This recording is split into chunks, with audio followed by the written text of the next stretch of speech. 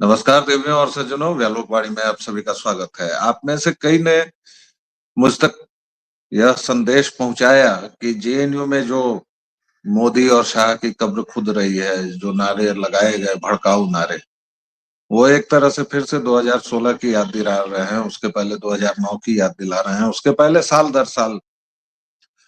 तो ये जो मूल प्रवृत्ति है वहां की, जो कभी नक्सलियों के द्वारा हमारे जो सीआरपीएफ जवान 76 जब बलिदान देते हैं, उसके बाद वहां पर जिस तरह से नंगा नाच होता है, ये मार्क्सवादी करते हैं, उसके बाद से ये एक प्रवृत्ति दिखाई दे रही है।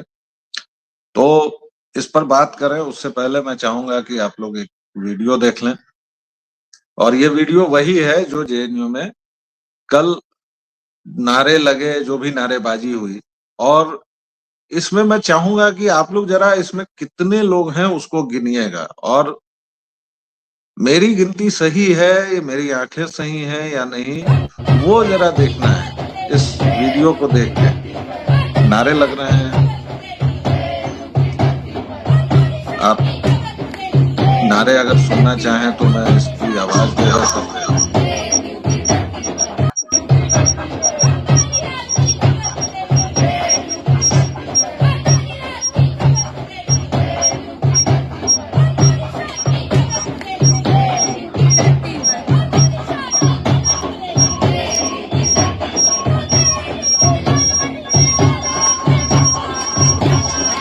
नारों को ध्यान से सुनिएगा।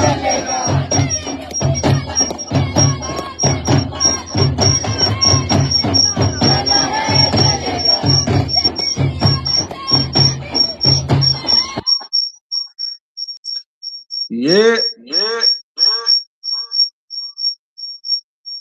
जब हम इसको देख लेते हैं तो मैंने इसमें 13 लोग गिने।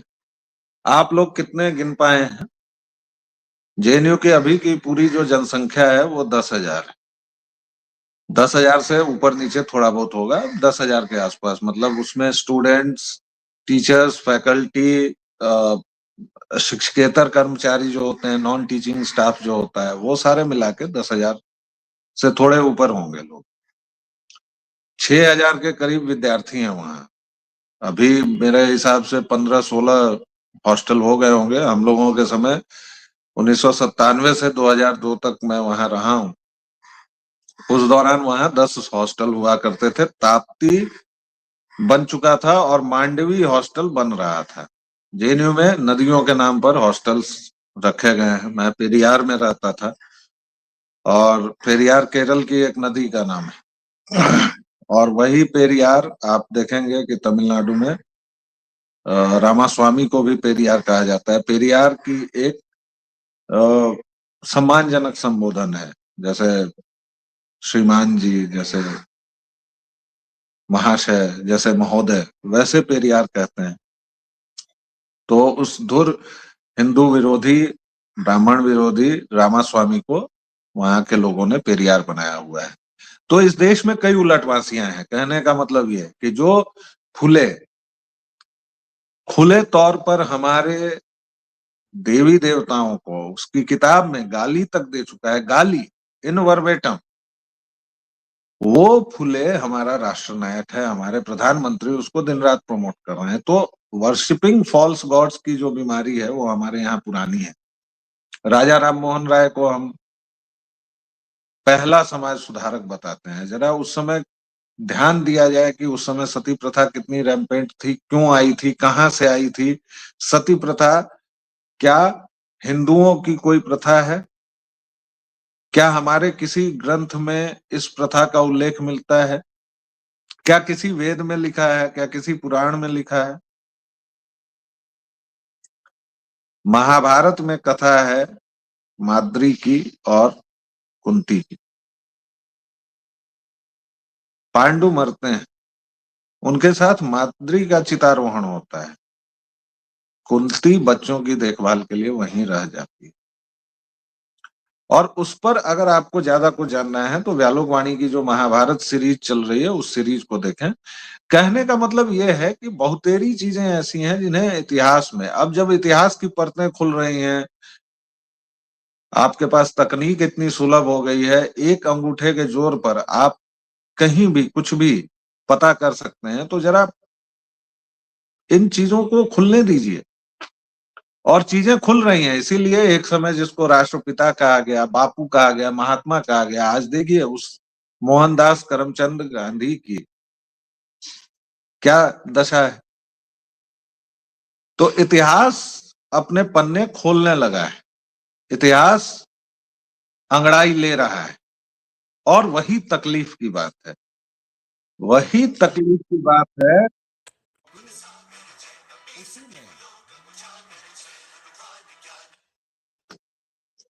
तकलीफ की बात इसलिए है क्योंकि उसी में आपके सामने इस तरह के कुछ वीडियोज आते हैं और आप कहते हैं कि 35-40 साल के बहुत गुस्से में, अमर्ष में भरे हुए लोग रहते हैं।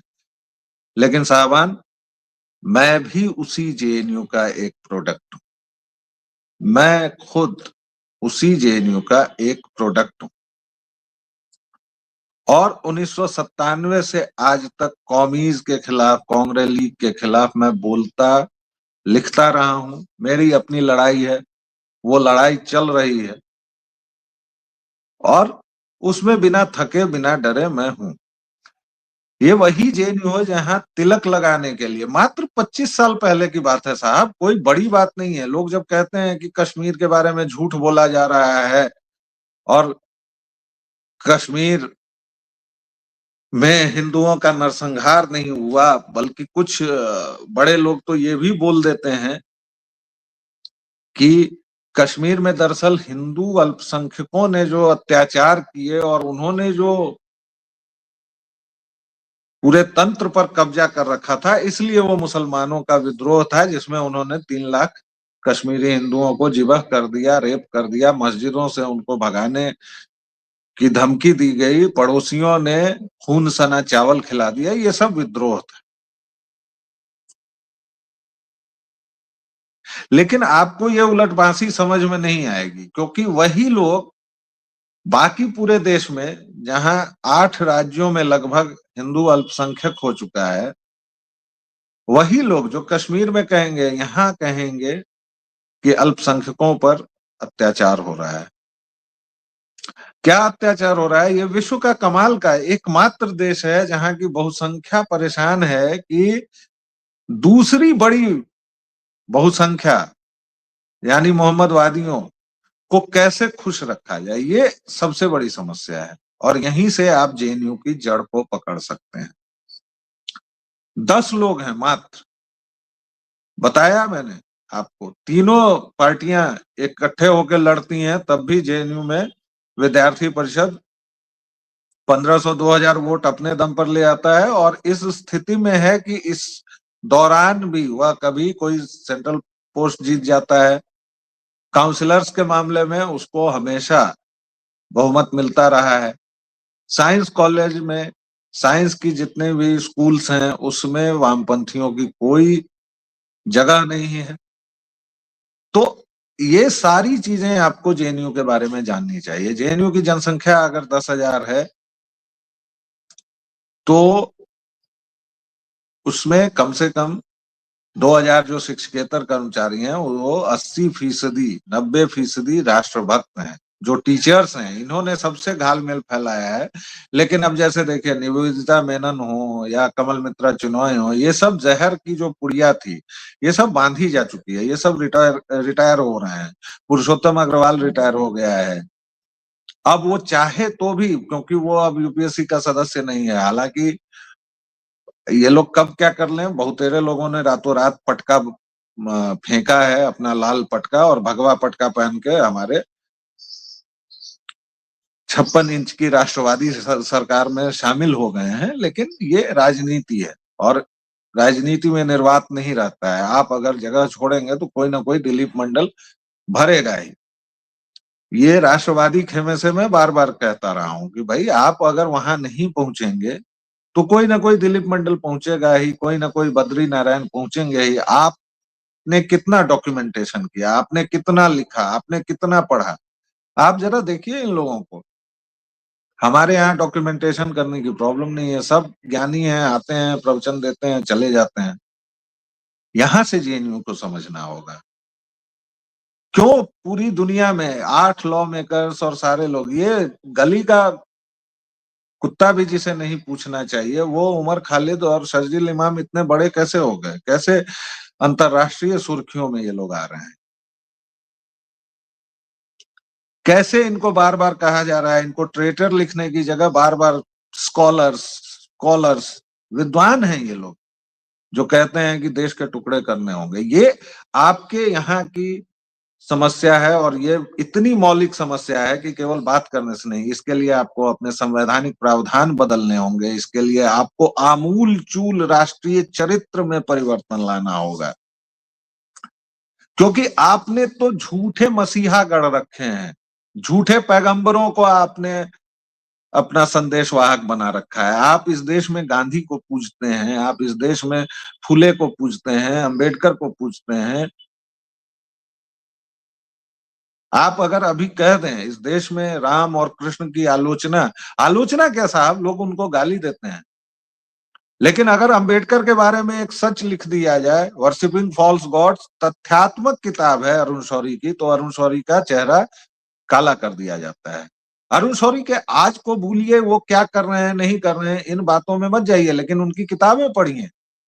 जेएनयू में जब मैं इन कॉमीज से लड़ रहा था, तो सबसे बड़ा अस्त्र जो मेरा था वो था एमिनेंट हिस्टोरियंस नाम की जो अरुण शौरी की किताब है। अगर आपको शोध सीखना है, अगर आपको पत्रकारिता सीखनी है, अगर आपको अपनी लहजे में बिना भी कोई तुरशी लाए, बिना आवाज ऊंची किए प्रतिद्वंदी को बीच बाजार नंगा करने की कला सीखनी है, तो अरुण शौरी की ये किताब जरूर पढ़िए।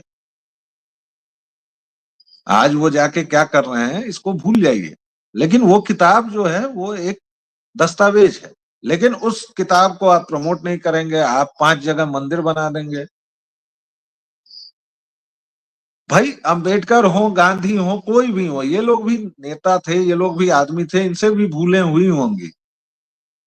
ऐसा नहीं है कि कोई व्यक्ति कोई भूल ही नहीं करेगा।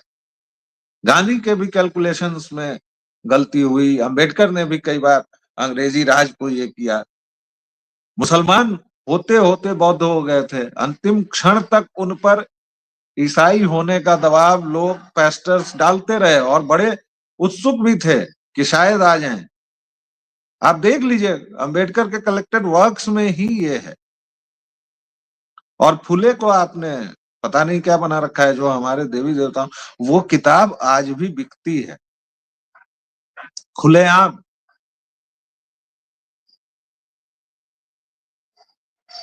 पुस्तक मेलों में बिकती है।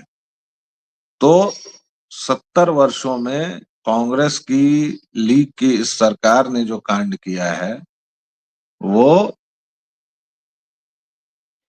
1200 वर्षों के विदेशी आक्रमण ने नहीं किया। लेकिन जेएनयू के संदर्भ में 2-3 चीजें समझनी जरूरी हैं। वहां की 90, वहां की 95 से 97% आबादी राष्ट्रभक्त है, इसलिए प्लीज इन 2, 4, 10 बेवकूफों के चलते, मूर्खों के चलते पूरे जेएनयू को मत बदनाम कीजिए। हाँ ठीक है, वो वक्त था जेएनयू में टीके पर आलोचना होती थी, क्लास में मुझे खड़ा करके कहा जाता था, look at this Sanghi goon.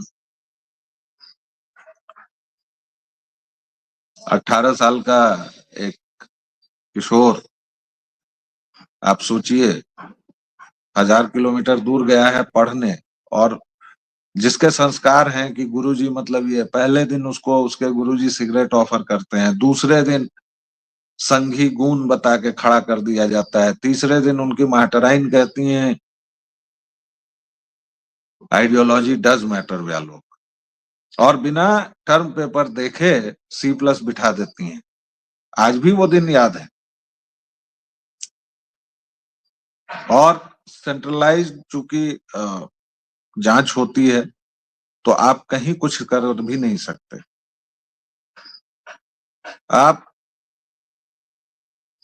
आज की दुनिया होती तो शायद इन लोगों के धतकर्म और भी वापस आते। आज की डेट में तो सीधे कहा जा सकता है कि मैं विक्टिम कार्ड प्ले कर रहा हूं जब सारी चीजें, लेकिन उस समय के लोग हैं जिन्होंने देखा है जो चीजें कुछ तो किताब में भी आ गई हैं, कुछ चीज किताब में भी आ गई हैं, कुछ चीजें कहीं और भी आ गई हैं। और मैं इस बीच उल्टा हो चुका हूं क्योंकि कोई फोन आ गया था। तो इसलिए कहने का मतलब ये है कि जेएनयू के बराबर एक लंबी लकीर खींचने का काम किया जाए, पहली बात तो ये। और दूसरी बात ये कि जेएनयू को डेमोनाइज करना बंद करें। कुछ लोग आ जाते हैं कि जेएनयू पर चढ़ाओ, बुलडोजर चढ़ाओ, जेएनयू पर को तोड़ दो। इस सब से होता नहीं है, इस सब से चीजें निकलती नहीं है। इसलिए अगर जेएनयू को समझना है तो जेएनयू को पूरे संदर्भ में, पूरे परिप्रेक्ष्य में समझना होगा। ये 13-14 जो डफली वाले हैं उनसे नहीं, लेकिन हाँ वहां काम हुए हैं, ऐसे प्रस्ताव स्टूडेंट यूनियन ने पास किए हैं। वहां जेकेएलएफ के आतंकियों को दिया गया है मंच, वहां अशोक सिंघल का विरोध किया गया है। लेकिन